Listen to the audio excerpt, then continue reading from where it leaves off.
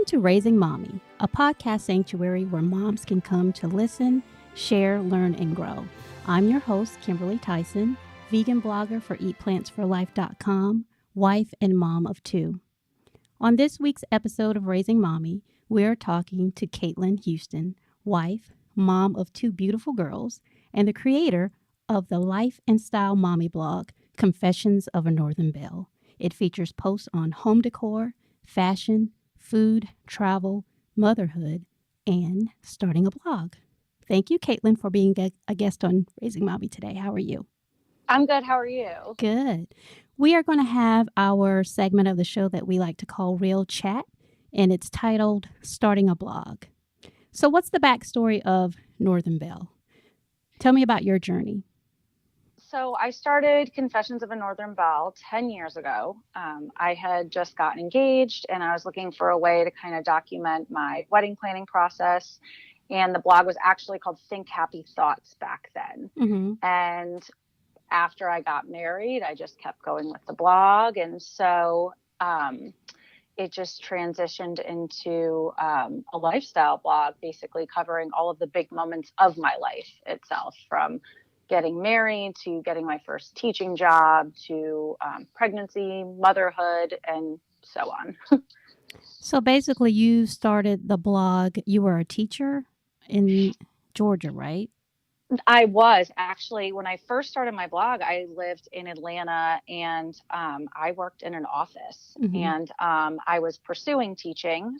So I got my first teaching job actually in Maryland, and I taught in Maryland for 3 years and continued to blog during that period. And I got pregnant and we wanted to move back to Georgia to be closer to family. So my husband's family lives there. We left Maryland, bought a house. I kept blogging the whole time, had a baby, and then I went back to teaching when my daughter was around 8 months old. So where did you come up with the idea to start a blog? What was the goal? So I had been, Pinterest wasn't around about 11 years ago, and I was looking for ideas for my wedding, which was going to be in Florida. And I would come across blogs that had pictures and ideas about weddings. And I was like, wow, this is cool. What a fun way to organize your thoughts. And so I said, maybe I should do this myself. And my family lives in Connecticut, so this was a good way for them to kind of see how I was planning my wedding as well. And they would follow along through that. Social media wasn't what it is now, about 11 years ago. So my blog was the place where my family and friends could see what I was up to. That's cool because it also is like it chronicles your life. So you'll always have that. I like that. So you said you've been blogging for 10 years. Yep. I just celebrated my 10-year anniversary in around October, November. Wow. Congratulations. Thank you. So what's the typical day like for the full-time blogger? So I have 2 daughters that are home with me, and my oldest goes to preschool 3 days a week. So the days that she's in preschool are a little bit different than the days that both of my girls are home. But I usually wake up and check emails, and then I take care of my kids right, and get them breakfast, get myself breakfast. And once they're situated, kind of after they're done eating, they usually like to play. I go back to do some more emails. I try to write my posts on the weekend, so I'm not spending the mornings coming up with new content.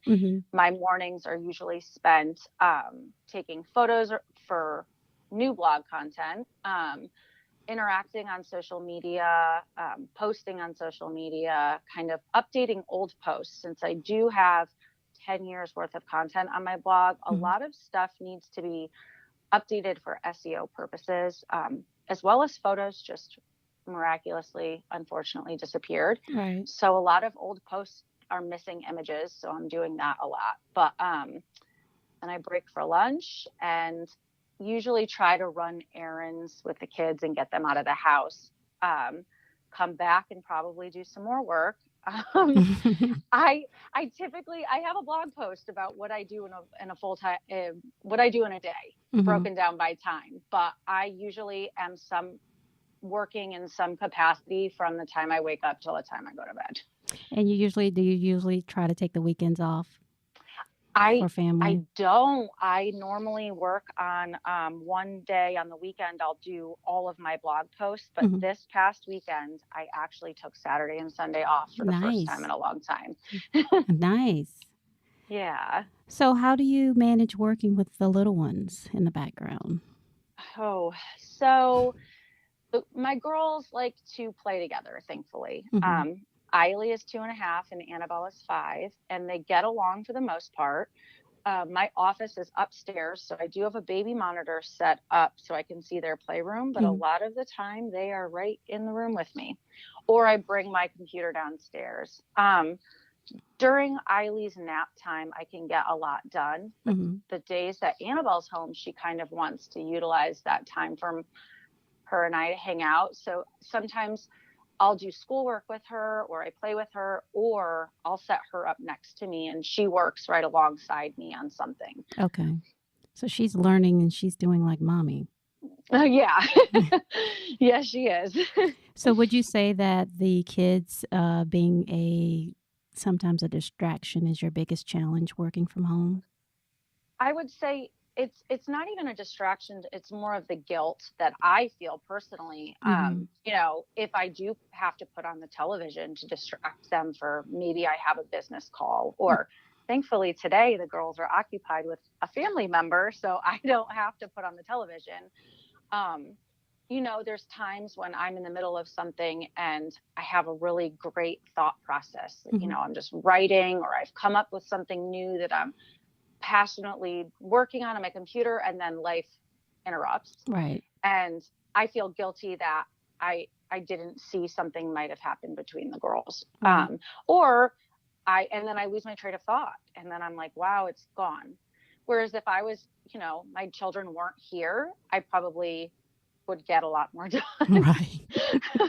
But coming from, I I left teaching to be home with my girls, and Mm-hmm. blogging now has become a job as well. I'm not going to put my youngest in daycare at this time. I Right. want her to be able to be home with me. Exactly. So what are some of the benefits of working from home So besides not having obvious to commute?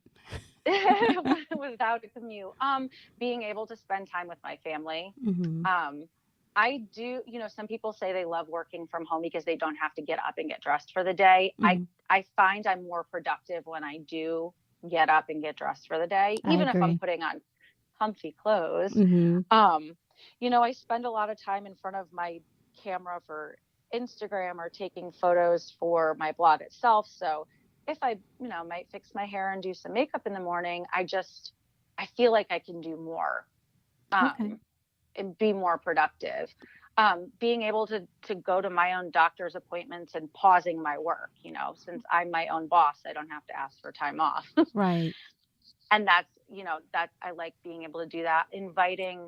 Being able to have like someone come over and visit in the middle of the day, and walking away from my work to spend time with them is a bonus. If I was in an office, I wouldn't be able to do half of the things that I do. Right, absolutely. So you offer consultations to someone that is either has a blog or starting a blog, correct? Yes, I do. Okay. So what would you say would be the first step if someone is interested in starting a mommy blog? So I always say to do your research, kind of look at other blogs and see what you want to focus on your own blog. And ask yourself, do I have something to write about? Mm-hmm. A blog should be fun. It should not actually feel like a job in the beginning. So if you have so many ideas you want to share, then, write those down. And then, a lot of people go online to try to find a way to start a blog, but it's kind of hard to just read someone else's steps. Mm-hmm. So I feel like my consultation services give someone that one-on-one guidance that you need, because you have to choose what kind of blog platform you want to have. You need to choose a blog design. There's a site host. Mm-hmm. There's buying a domain name. There's just those little things right there. A lot of people think it's as easy as signing up for WordPress.com and then all of a sudden you have a blog. Right. When there's usually a lot more involved. Right.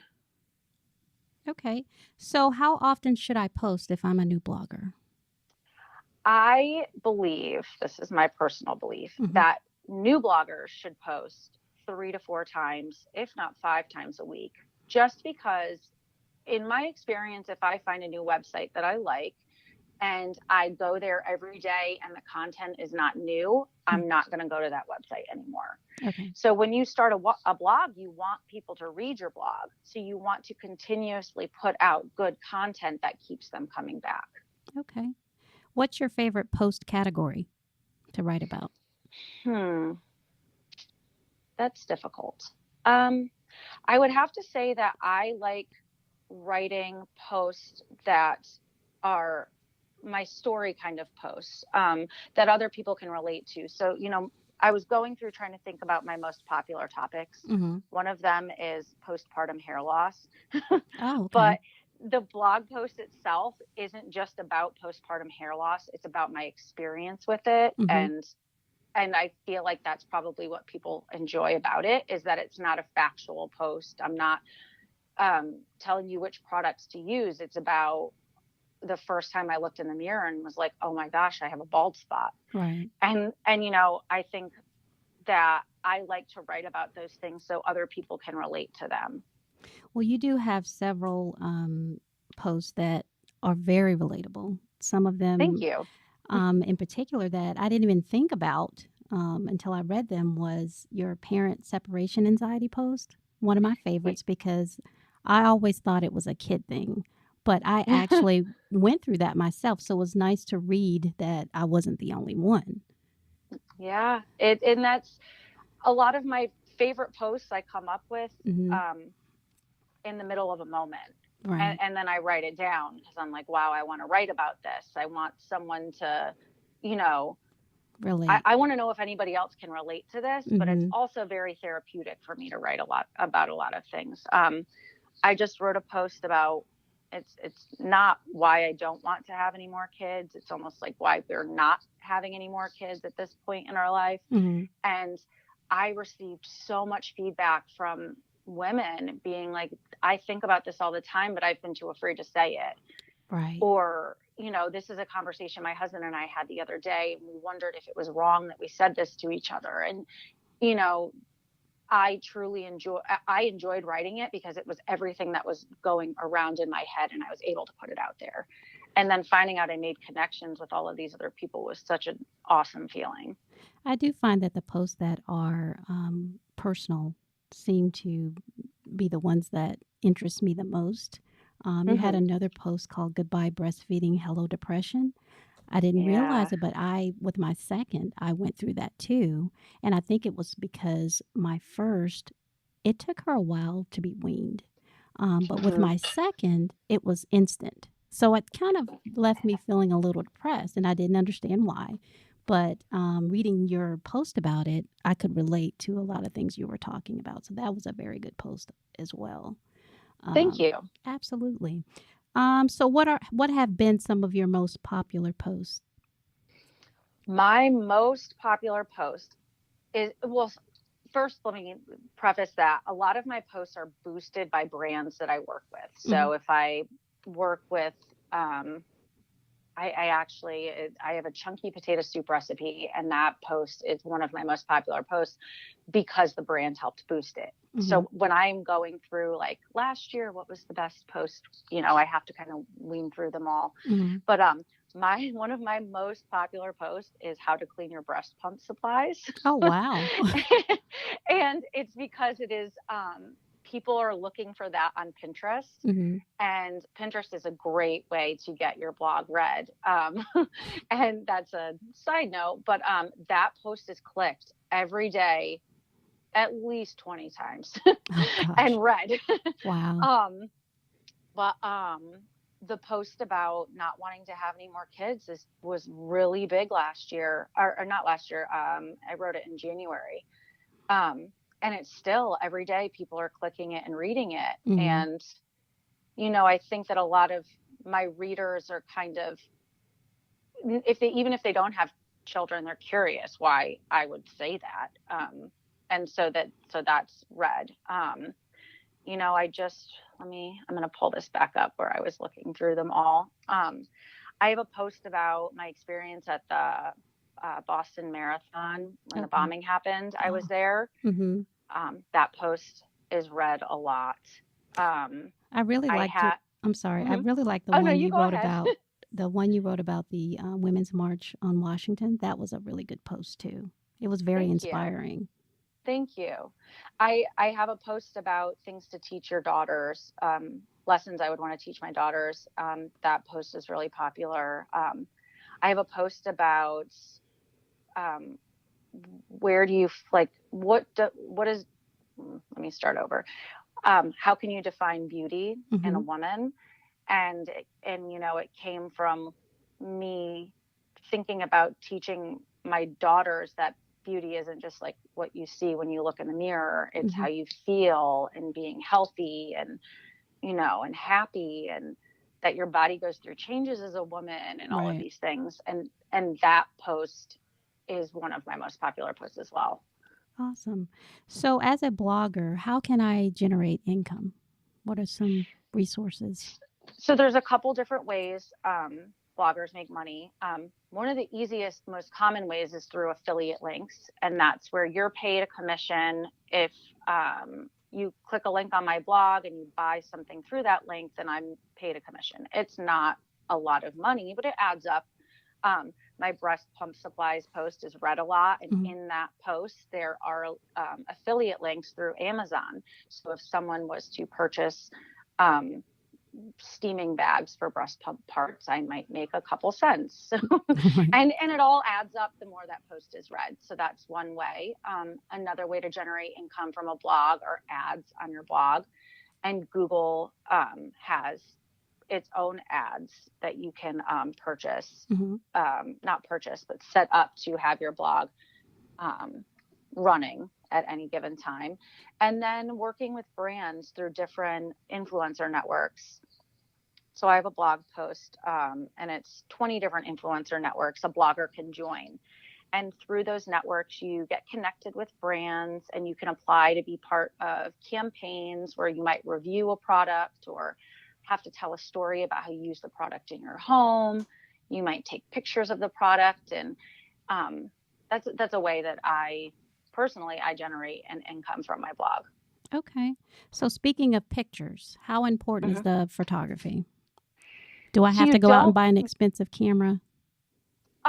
Well, with the way that iPhones are made these days, I tell new bloggers all the time, do not run out and purchase a crazy expensive camera if you have a phone, because there are ways to take an iPhone photo and I use Lightroom, and I have an app right on my phone, and I can edit those photos to make them look like they were taken with a camera.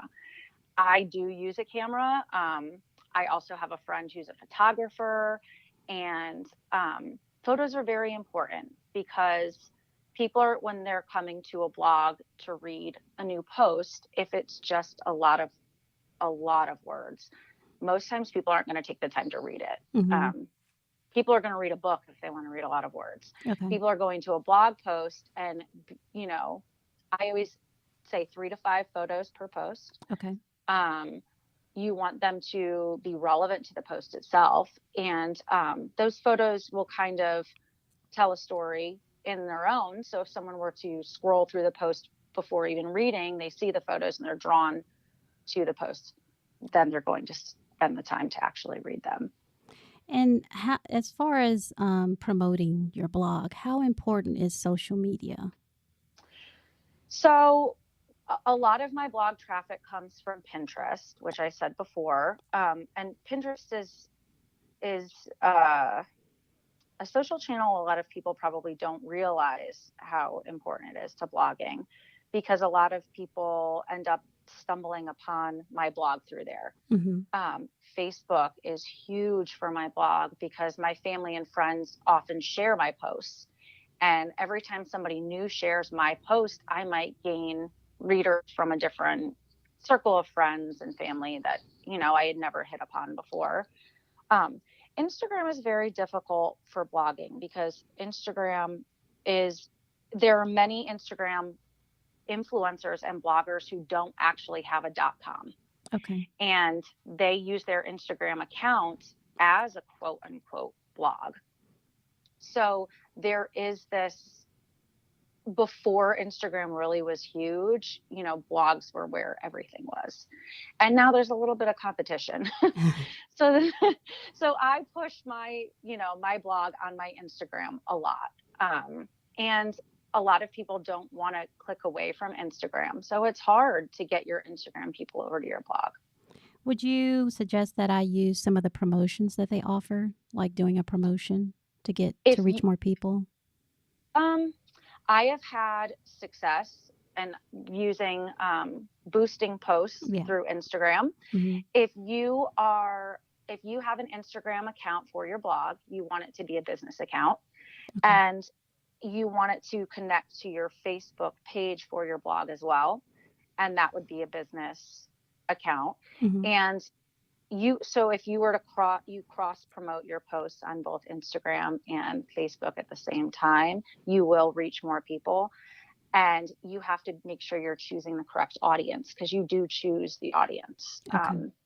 The age range of the people who are seeing it, their location, interests, and things like that. Like I said, I've had success, but I've also had flops. Okay. I have boosted posts that I don't understand that people really aren't seeing. But that goes along with photography as well. You want the photo to be attractive and appealing. And then you want, if there's any sort of text, that to be catchy as well. Okay. So as far as coming up with a post or a subject or topic, I think with a lot of newbies, they're worried about running out of things to talk about. Besides the personal blogs, where do you get your inspiration for new posts or new topics? So seasonal things that might be going on, like what's coming up right now, St. Patrick's Day. Mm-hmm. So a craft maybe for your kids to do, or Easter actually is closer than, we all might think. And maybe these are some dresses that I would put my daughters in from these stores. And that's where my style kind of posts come in, is like picking out up and coming trends and sharing that on my blog. Those are the kinds of posts that are not going to be relevant in a couple months. Mm-hmm. So they're good to push them out right now. Okay. But those aren't the ones that are going to be read this summer if I'm talking about St. Patrick's Day or Easter. So I'm always trying to think of, okay, what's going on right now? And then what's something that people are going to want to read in a couple months. So even preparing posts for the future, like thinking of things to do this summer, thinking of things to do in the fall, mm-hmm. and just writing. I believe it's really important to keep your drafts folder full. Okay. Because if you can't find inspiration in the moment, go to your drafts folder, and you probably started something a couple months ago, and then you can finish it. Okay. So how far in advance do you usually post? How far in advance do I write a blog post? Mm-hmm. Well, sponsored content, and that's something like whether it's a collaboration or a partnership, I have a content calendar, and it's, my deadlines are all filled in. I have something due this Friday. Mm-hmm. So that post I'm working on today and tomorrow. Okay.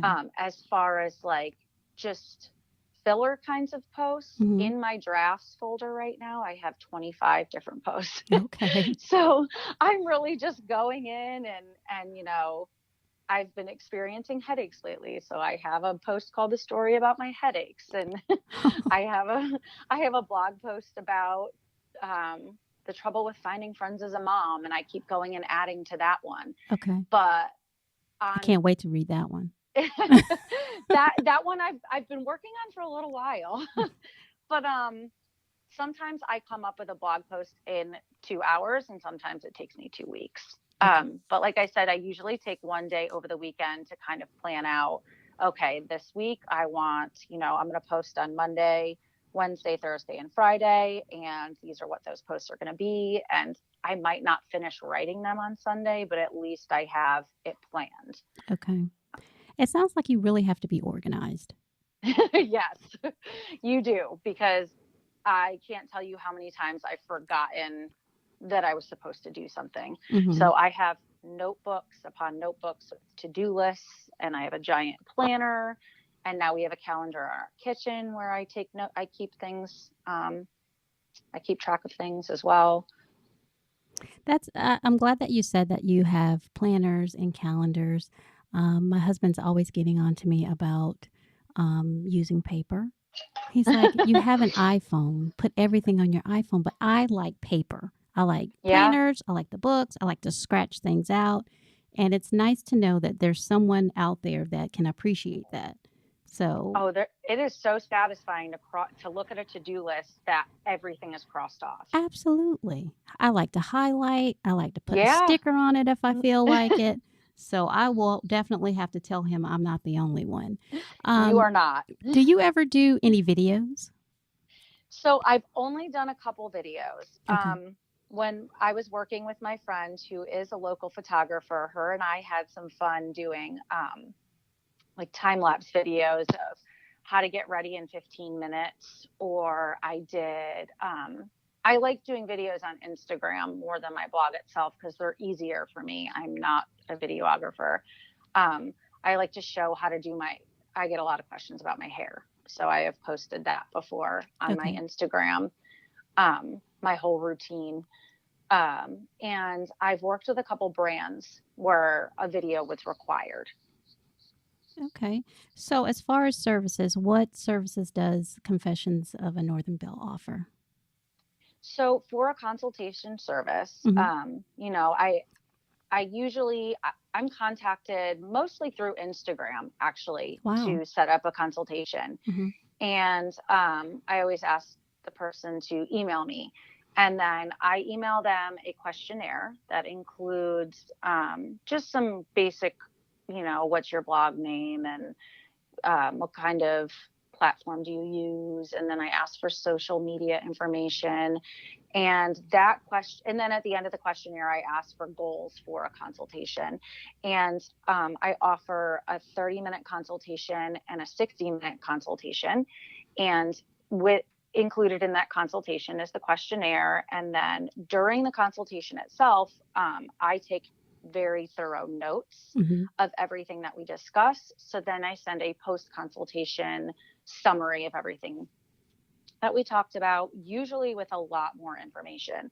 So websites that I recommend, or, I have a couple things that I don't share on my blog, like examples of how to write a pitch email to a brand. Okay. That's something I only share with people that I do consultations with.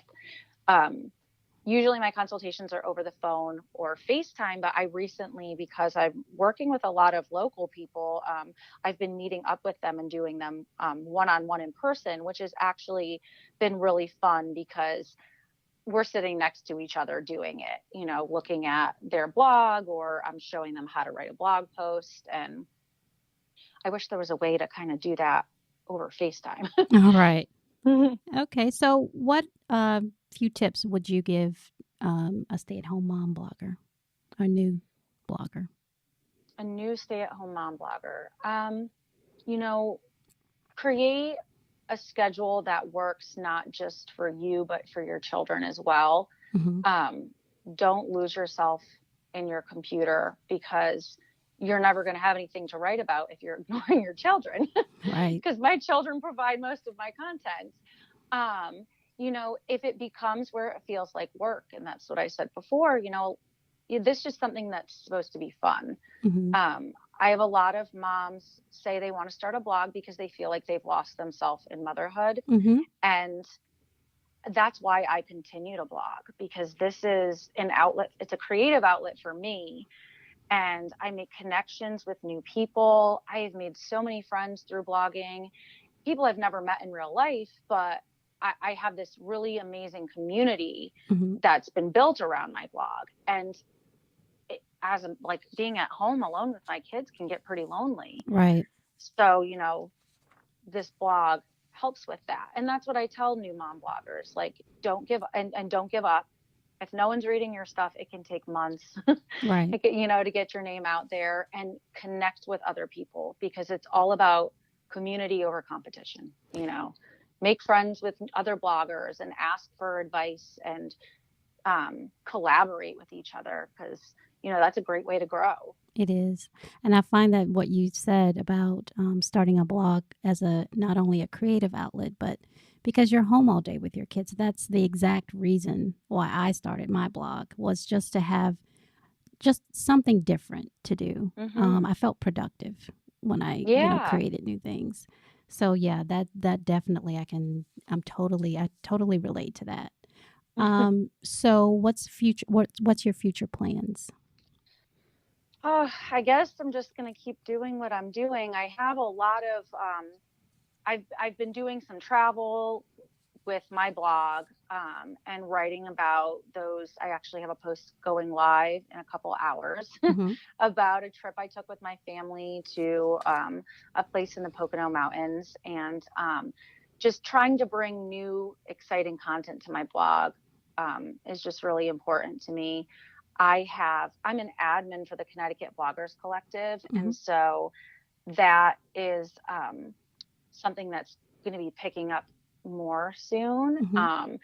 And, just connecting with other bloggers and bringing them or giving them advice. I want my blog to not just be a place where I feel like I'm connecting with others. I want others to feel like they're connecting with me on a different level. And new bloggers is something that I want to come here to learn things. So I hope to start bringing, I haven't said this out loud, but I would like to do an ebook. Oh, wow. But that's something that's been going on in my mind, with just tips and tricks for starting a blog or working with brands and things like that. Absolutely. That sounds great. I don't know if it's going to happen, but it's something that's been, well, you've said it, so it's going to happen. You've already put it out there. You put it out in the universe. So how can our listeners find you? So my blog is www.confessionsofanorthernbelle.com. My Instagram handle is Catalyn Bear. So it's CATALYNBEAR. Story behind that is my sister used to call me Catalyn and my husband used to call me Bear. And I started my Instagram in 2011 and I've not changed my handle since. Sounds good. And Confessions of a Northern Belle is taken on Instagram. So that's how you can find me there. Well, I will say, if there are moms out there that are considering blogging as an outlet or to generate income, to check out 3 posts that you have on your website: Juggling Life as a Mom Blogger, Work at Home Mom Struggles, and Tips for Stay-at-Home Bloggers. Those 3 are great. Before you get started, it's a great read. Thank you. Caitlin, thank you for sharing your candid posts, for giving us all of these great tips on starting a blog, and for being a guest on today's show. I look forward to commissioning you to help me with my blog, Eat Plants for Life. I hope to talk to you soon, too. Absolutely. Be sure to find Raising Mommy anywhere you listen to podcasts. Check out new episodes every Saturday. Follow us on Twitter at RaisingMommyGA. Search for me on Facebook and Instagram at eatplantsforlife.com or Raising Mommy Podcast. Don't forget to email me at raisingmommy@appenmediagroup.com to share the random, fun, and sweet things that your kids say, text, or do for our Off the Cuff Kids segment. If your comment is chosen for a future show, you'll win a gift card. Remember, first names only, and please include the age or grade of your child. If you have a screenshot of a text or note or a photo of the deed, please also include it with your submission. Thanks for listening.